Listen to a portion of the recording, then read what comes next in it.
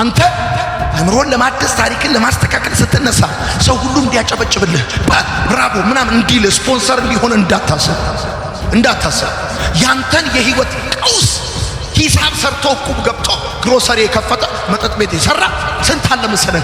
በየካዳሚው ቤት እየሄደ ሚዛ ሚካድም የሚያስደግም ስንት አለ መሰለህ። አንተ ማለት ኢትዮጵያ ውስጥ ከግማሽ በላይ አንድ ከተማ ቢዝነስ ከተባለ ፋብሪካ አይደለም፣ ጫት ቤት፣ አረቄ ቤት፣ መጠጥ ቤት፣ ሺሻ ቤት፣ ቡና ቤት ኢዚ መኒ ነው። ኢዚ መኒ ባንተ ውድቀትና ጥፋት ላይ የተመሰረተ ኢኮኖሚ ነው። አክሽን ድርጊት እኩል ይሆናል እውቀት ፕላስ ፈቃድ ፕላስ ስሜት። ሰው ስላወቀ ብቻ አያደርግም፣ ስለፈለገ ብቻ አያደርግም፣ ስለተሰማው ብቻ አያደርግም። አክሽን የሶስቱ ነገር ድምር ነው። እውቀት ሲደመር ፍቃድ ሲደመር ስሜት ነው። አንድ ሰው ወጥቶ የሚጸልየው ወጥቶ የሚጠጣው አክሽን የሚባለው ጉዳይ ሶስቱ ነገሮች በሰውየው ውስጥ ሲተባበሩ ነው። አንደኛ ያውቃል፣ ሁለተኛ ፈቅዷል፣ ሶስተኛ ስሜት ሰጥቶታል። አንድ ነገር ስሜት ካልሰጠ አታረቁ። ለምሳሌ እኔ አንዳንድ ሰዎች እንትን ይላሉ። ለምሳሌ እኔ እማልጠጣው ጴንጤ ስለሆንኩ ብቻ አለ እማልጠጣው ጴንጤ ስለሆንኩ ብቻ አለ። እኔ በተፈጥሮ ይሄ መራራ ነገር ስሜት ይስጠኝ አለቅ። ለምሳሌ አይደለም መራራ ይሄ መጠጥ አልኮል ምና አይደለም፣ ብላክ ኬክ ጥቁር ነገር ያለው ኬክ እንኳን አይበላልኝም። ቫኒላ ነው የምወደው፣ ነጭ ዋይት ነገር ነው የምወደው። ሰው ስሜት አይሰጠኝም። ስሜት ለሌላ ሰው ስሜት የሚሰጥ ነገር ለኔ ስሜት አይሰጠኝም። ይሁን በጌታ ባሉ ባክባረክ ከክርስትና ወደ ኋላ ብን አልጠጣም። ለምን ስሜት አይሰጠኝም? አሁን ምን ልፈልግ ነው? ድርጊት በህይወት የሚባለው ጉዳይ ማለት እነዚህ ሶስት ነገሮች ናቸው። እውቀት፣ ፍቃድና ስሜት። እነዚህ ነገሮች ደግሞ ፕሮሰስ የሚደረጉበት ቦታ አእምሮ ነው። ለምሳሌ ተመልከት። አንተ የሰማዩን፣ ፍቃድህ የእግዚአብሔር፣ ስሜትህ መንፈሳዊ ሲሆን ህይወትህ ክርስቶስን ቁርጥ ሆኖ ቁጭ ነው። አእምሮ ማንነት ነው። አእምሮ ማንነት አፍንጫ አይደለም። አፍንጫ ቢገተር ጭንቅላት ይሆናል። ማንነት ዲምፕል አይደለም፣ እግር አይደለም፣ ጥፍር አይደለም። ማንነት ያንቺ ቅርጽ አይደለም። ማንነት ያንተ ጡንቻ አይደለም። ማንነት ያንተ አእምሮ። እንዲህ ብለህ ጻፍ። እዚህ ጋር 100 እዚህ ጋር 0 ከሆንክ የለህም። አንዳንድ ጎረምሳ እዚህ ላይ ነው 100፣ እዚህ ላይ 100 ነው፣ እዚህ ላይ 0 ነው። በእቃ አንሳበት ዝም ብለህ የሰው ማንነቱ አእምሮ። በጣም የሚያስጨንቅሽ ሁማን ሄር ከሆነ የሚያስጨንቅሽ ጥፍር ቀለም ከሆነ ሽቶ ከሆነ ሎሽን ከሆነ የሆነ ነገር ሰንብሎክ ምናምን ከሆነ ሲምብሎክ እዚህ ውስጥ ከሌለሽ እሺ ቀጥሎ ሲምብሎክ እዚህ ውስጥ ከሌለሽ ወፍ እንዲህ ብላችሁ ጻፉ። አሮጌውን ተፈጥሯችንን አስወግደን አዲሱን የምንለብስበት ቦታ ነው አእምሮ። አሮጌውን ተፈጥሯችንን አስወግደን አዲሱን የምንለብስበት ቦታ ነው አእምሮ። ያን የትላንትናውን ቆሻሻውን የጊዜውን የስጋውን የዓለሙን አስወግደህ መንፈሳዊ ነገር የምትለብስበት እውነተኛውን አዲሱን ተፈጥሮ የምትለብስበት ቦታ አእምሮ። ወዳጄ እንዲሆንከው እንዲህ ከመሆነ በፊት እንዲህ እንድትሆን ወደ ውስጥ እንዲገባ የፈቀድክለት ባንተ ጭንቅላት ባንተ አእምሮ ውስጥ ህይወት የዘራ ሐሳብ የፈጠረ ኢንፑት ስላለ ሰይጣን በየቀኑ የሚያጠቃው አእምሮ ነው። ሰይጣን በየቀኑ አታክ የሚያደርገው ያንተን አእምሮ ነው። ኪስህን አይደለም፣ ስራህን አይደለም። ሰይጣን በዋነኛነት እየተከታተለ የሚደበድበው አየር ማረፊያው የተደበደበበት መንግስት ከዛ የጦር ጀቶቹ አይነሱም፣ አያርፉም። የፈለገ አቅም ቢኖርህ እሱም ማኮብኮቢያው ከተመታ በቃ እግረኛ ነው የምትሆነው። ልክ እንደዚህ ነው። ይኸውልህ ሰይጣን በየቀኑ የሚቀጠቅጠው በየቀኑ የሚደበድበው አእምሮህን ነው። በየጊዜው ይሄን ፊልም ሲስተም ክሬት ያደርጋል፣ ካልቸር ዲዛይን ያደርጋል፣ ሀሳብ በተለያየ መልኩ ያመጣል። ከዛስ ይሄ ነገር በጠቅላላ ይሄን ዓለም ላይ የሚፈበረከው ነገር በጠቅላላ የት ነው መራገፊያ ወደቡ? የሰው አእምሮ ነው። እንዲህ ብለህ ጻፍ። አእምሮን ማደስ ምን ማለት አይደለም ወይ ምን አይደለም። አንደኛ የአንድ ጊዜ ክስተት አይደለም። የአንድ ጊዜ ክስተት አይደለም። ቀጣይነት ያለው ሂደት ነው። ሰው አእምሮን ያድሳል ማለት አንድ ቀን ቁጭ ብሎ 5 ቀን ቁጭ ብሎ የሆነ ነገር ሰምቶ ይጨርሳል ማለት አይደለም። በደንብ ስማኝ። ቅድም ነገር ያለው ኢንፑት ካለ አውትፑት አለ። አውትፑቱ ዲተርማይን የሚያደርገው ኢንፑቱ ነው። አእምሮን ማደስ ማለት የዕለት ተዕለት ተግባር ነው እንጂ የአንድ ቀን ክስተት አለ። ለምሳሌ ተመልከቱ። ትናንትና ጠዋት እስከ ማታ በሰማኸው ነገር የሆነ ያህል የህይወት ለውጥ ለማምጣት ፍላጎት ውስጥ ተፈጥሯል። ስለ ንስሐ ስለ ህይወት ያለህ ነገር በተወሰነ መልኩ እንኳን የመቀየር አስማሚያ አለ። እውነት ለመናገር ትፈልጋለህ ካለህበት ሁኔታ መውጣት፣ ሁኔታን ማስተካከል ምናምን ፈልጋል።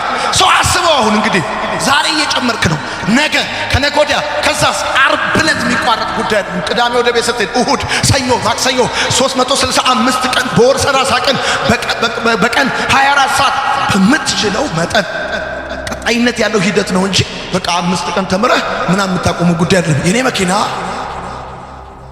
ስነዳ ልክ ዘይት የሚቀየርበት ኪሎ ሜትር ሲደርስ ይጽፋል 800 ኪሎ ሜትር ቀርቶሃል ይለኛል። ከዛስ እቀይራለሁ ዘይት። ከዛ 5000 ኪሎ ሜትር ካውንት ያደርጋል። አሁንም 5 አንዴ ቀይሬ አልተውም። አሁንም በሄድ ቁጥር እና ፊውል ለምሳሌ ፉል ይላል ነዳጅ ትሄዳለህ አይደል?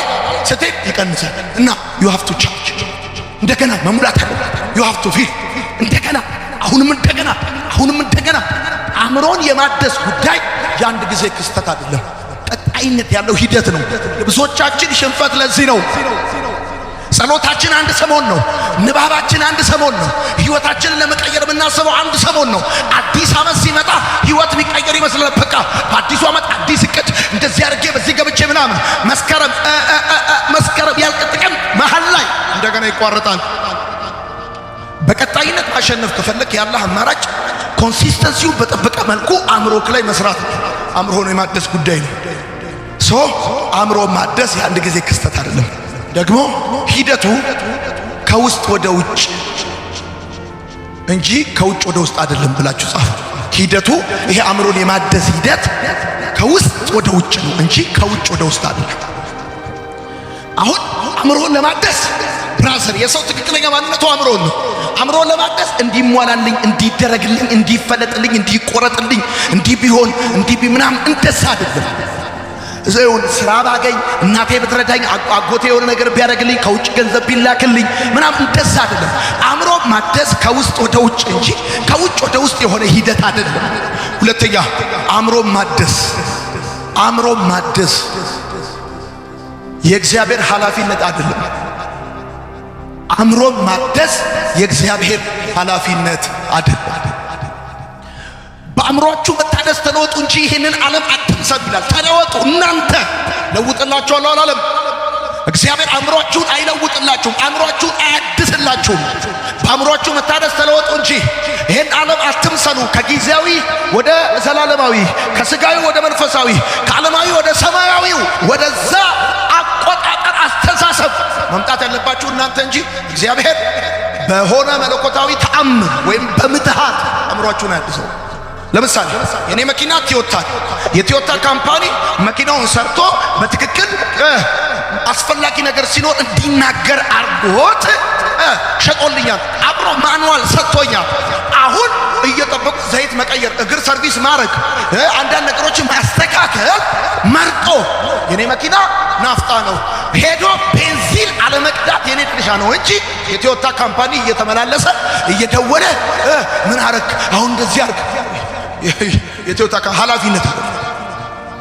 እግዚአብሔር ይኸውልህ ኤክሰለንት የሆነ እጅግ ውስብስብ የሆነ ደግሞ ፈንክሽናል የሆነ አእምሮ ሰርቶ ሰጥቷል። እና አስፈላጊ ነገር ሲኖር ሲግናል ቋንቋ ይነግርሃል። ራሱ አንተ እየሰማ እንዳልሰማ እያወቅ እንደማታውቅ በትክክል እየተረዳ እንዳልተረዳ አይነን ጨፍነ ልብን ዘግተ አደንድነ በተቃራኒ መንገድ ሄዳለሁ ብለካ ኃላፊነቱ የእግዚአብሔር አይደለም ያንተ ነው። አእምሮን የሰጠ እግዚአብሔር ብላበት ደንስበት ብሎ ሳይሆን አስብበት ብሎ እግዚአብሔር አእምሮ የሰጠክ ለሁሉ ነገር እሱ እንዳይወስንልህ ነው። አንተ መወሰን ባለብህ ጉዳይ አንተ እንድትወስን። ሶስተኛ አእምሮ ማደስ ምን አይደለም። ሶስተኛ ተራ ሂደት አይደለም። ለመሰለ አሉታዊ ሐሳቦችን መቋቋም ይጠበቅብሃል። አእምሮን ማደስ ተራ ሂደት። አሉታዊ ሐሳቦች አሉ በዚህ ዓለም የሚገዙ ብዙ ሰዎችን አንቆ የያዙ፣ በተለይ ደግሞ ሰይጣን በዓለም ላይ ብዙ የሚሰራባቸው አሉታዊ አስተሳሰቦች አሉ ከእግዚአብሔር በተቃራኒ ሆኑ። እሱን መቋቋም ይጠበቅብሃል። ለምሳሌ ነግሬሃለሁ፣ ሰው ከወደቀበት ሲነሳ የሚያጨበጭብ ሰው የለም። ህይወትን ለመቀየር አዲስ የህይወት መንገድ አቅጣጫ ለመሄድ ስትፈልግ ምናልባት ከእግዚአብሔር ቀጥሎ ቤተሰብ፣ ከዛ ውጭ ግን አካባቢ ማህበረሰቡ ምናምን ቀላል አይደለም። እሱን መቋቋም ይጠበቅብሃል። እሱን ነው ማለት ይጠበቅብሃል። ይኸውልህ ስታጣ፣ ስትወርቅ፣ ከጓደኞች በታች ስትሆን፣ ግራ ሲገባ፣ ብዙ የህይወት ሽንፈቱ ስትገባ ምንም ያላለ ሰው ከወደቅበት ልትነሳና ታሪክ አቅጣጫ ልታስተካክል ስትፈልግ እንደገና በእግዚአብሔር ቃል ህይወትን ማደስ ስትነሳ አሽሟጣጭ አንጓጣጭ በጣም ብዙ አለ። እንደምታውቀው ነው እንግዲህ አንተ እዚህ ቤት ውስጥ እዚህ ከመምጣት እዚህ አዳራሽ ከመቀመጥ በፊት ስለ ዮናታን አክሊሉ በማህበራዊ ሚዲያም ሆነ በነፍስ ወከፍ በግለሰብ ደረጃ ስሩ አውደሂር የማይባል የማይነሳ ጉዳይ የለም።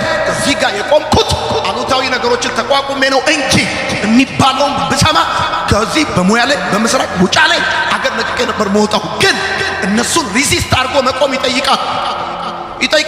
ህልምህን ማሳካት፣ ታሪክን ማስተካከል፣ ዴስቲኒን በትክክል ክሬት ማድረግ፣ እሱን አሉታዊ ነገር መቋቋም ይጠይቃል። አንተ አእምሮን ለማደስ ታሪክን ለማስተካከል ስትነሳ ሰው ሁሉ እንዲያጨበጭብልህ ብራቮ ምናምን እንዲል ስፖንሰር እንዲሆን እንዳታስብ። ያንተን የህይወት ቀውስ ሂሳብ ሰርቶ ቁብ ገብቶ ግሮሰሪ የከፈተ መጠጥ ቤት የሰራ ስንት አለ መሰለህ። በየካዳሚው ቤት እየሄደ ሚዛ ሚካድም የሚያስደግም ስንት አለ መሰለህ። አንተ ማለት ኢትዮጵያ ውስጥ ከግማሽ በላይ አንድ ከተማ ቢዝነስ ከተባለ ፋብሪካ አይደለም፣ ጫት ቤት፣ አረቄ ቤት፣ መጠጥ ቤት፣ ሺሻ ቤት፣ ቡና ቤት ኢዚ መኒ ነው። ኢዚ መኒ ባንተ ውድቀትና ጥፋት ላይ የተመሰረተ ኢኮኖሚ ነው።